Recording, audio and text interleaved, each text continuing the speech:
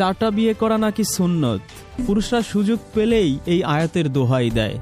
কিন্তু আপনি কি জানেন 4টা বিয়ের অনুমতির আয়াতটি আসলে নারীদের জন্য নয়, বরং এতিম শিশুদের সুরক্ষার জন্য নাজিল হয়েছিল। আজ কুরআনের সেই আয়াতটি শোনাবো, যা শোনার পর বহুবিবাহের শখ আপনার মিটে যাবে। বহুবিবাহের কঠিন শর্ত, সূরা নিসা আয়াত 3। আল্লাহ বলছেন, যদি তোমরা ভয় করো যে এতিমদের প্রতি সুবিচার করতে পারবে না, ন্যায় বিচার করতে পারবে না, তবে বিয়ে করো নারীদের মধ্য থেকে যাকে ভালো লাগে, 2, 3 বা 4।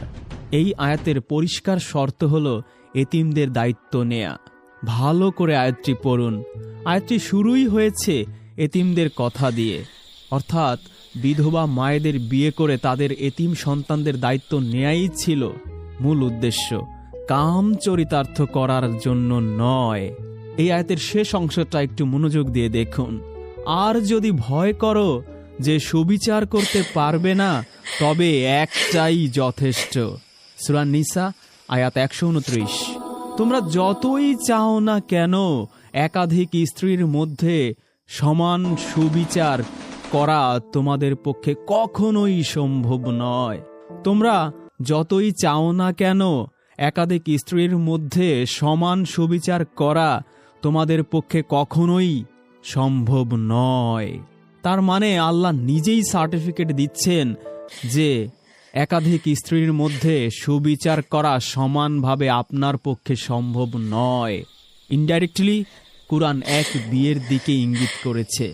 বহুবিবাহ কেবল ইমার্জেন্সি সোশ্যাল সলিউশন।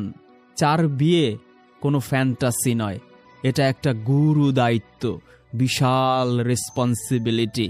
এতিমের দায়িত্ব নিতে না পারলে বহুবিবাহের আয়াত আওড়াবেন না।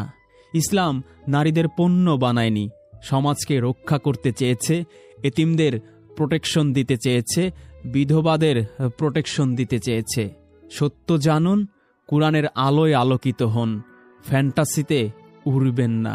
মোল্লার নয়, আল্লাহর কথা শুনুন, আল্লাহর সাথে রিলেশন বিল্ড আপ করুন, আল্লাহর সাথে রিলেশন বিল্ড আপ করুন।